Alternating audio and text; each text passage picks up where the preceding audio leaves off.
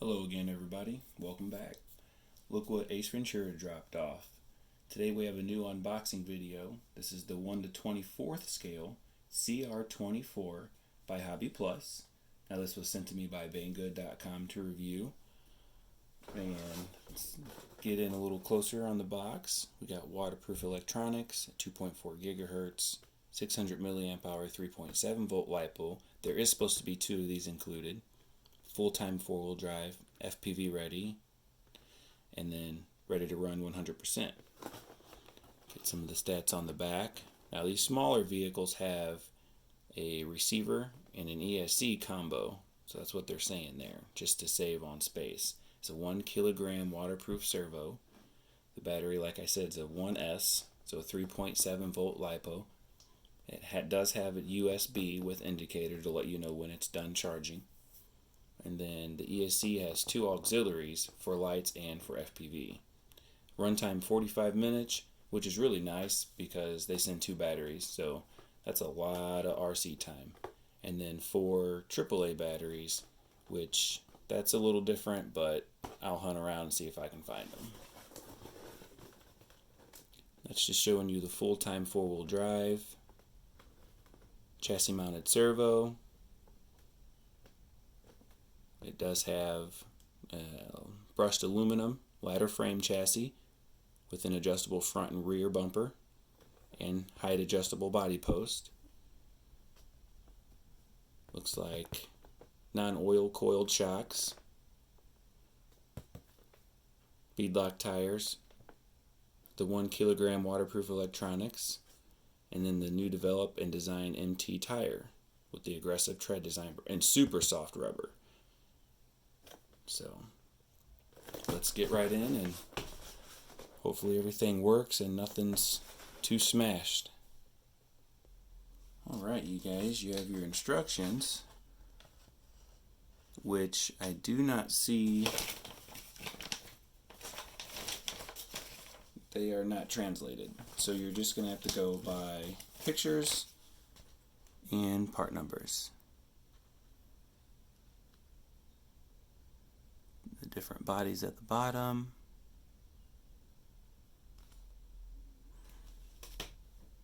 Then of course your bag of goodies, which gives you the small Phillips to help you work on it, the charger, has a smaller connector. Maybe this is popular with the smaller RC vehicles. 4-way wrench, and of course the extra battery, which is also from Hobby Plus. Dive it into it. Here's the transmitter. It's very nice. You can trim your throttle and your steering, and then there's a reverse button and a channel 3, so not sure. Figure out in a minute. The vehicle itself has 4 pretty small body pins. I really like the metal roll cage, the extra soft tire, no foams. There are not any foams inside of the tires. It looks like the beadlock has a pretty good grip of them. I'm trying to pinch it out and I can't. So walk through plastic links with stainless steel ball ends. Very well put together, you guys. It's not worm gear because you can turn it. I like the screw that shoots through, hopefully, or at least is acting as a grub screw. So liking the way it's built, definitely. Liking the realism. It's got a decent amount of flex for how tiny it is. Like I said, you guys, the tires are extremely small and soft. Once you remove the 4 microscopic body pins, try to give you guys a close-up. This is one of the smallest RC vehicles I own, so Just zoom in. So you have your LED lights up front, your wiring's tucked away pretty nicely. Chassis mounted servo going to your plastic link. Like the brushed aluminum chassis. Looks like a steering servo motor for a 1 to 10 scale. So maybe that'll get replaced with the Savox servo motor. I also like how they went low with the motor mount instead of going up high or medium range like on SCX10. That thing is completely low, buried into the chassis. So that's nice. That's probably where a little bit of the weight is. And the weight is very, that's a perfect focal point. So the weight distribution is perfect. With the steering servo and the receiver ESC being up front, and then this tiny battery in its little compartment, and it looks as though it has a small little rubber band to keep it in place. The adjustable body pins. So I am definitely going to enjoy driving this thing around the house. I work in a factory, so driving around work, parking lot, you name it. So it does have friction shocks. There is a metal shaft, I think. Yeah, a metal shaft going in there. So that's nice.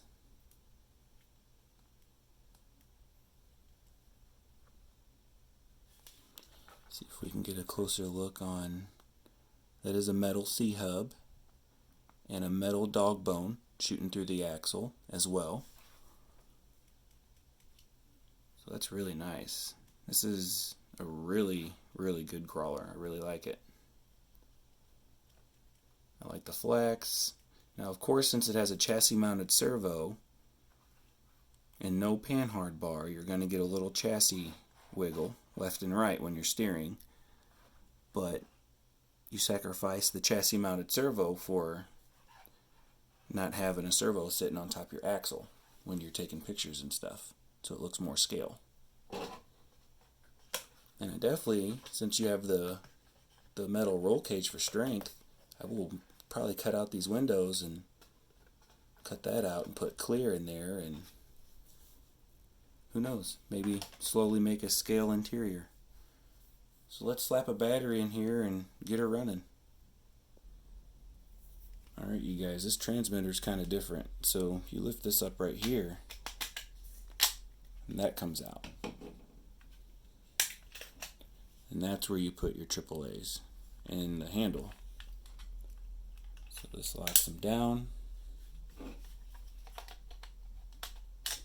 Slide it back on.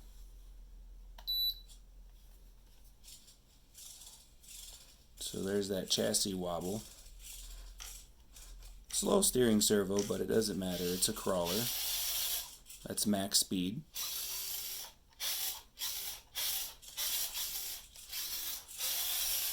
Seems like it has a worm gear drive, but it does not.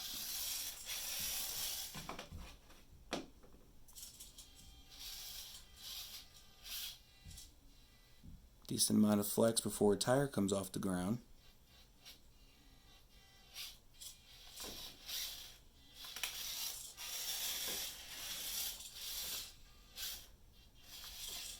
Definitely has enough power, you can tell. Because when you hit the obstacle, you do not have to hit the gas harder.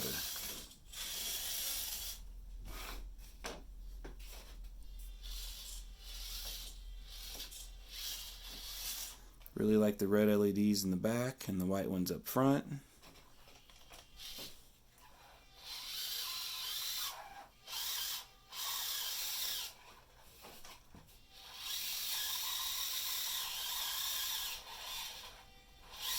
So yeah, it definitely has enough power, you guys. This thing is pretty cool. Now it's storming right now, so I don't know if I'm going to be able to get a video, but I will do a video of this thing as soon as possible crawling on the rocks. I like everything about it. Beadlock tires, motor, power.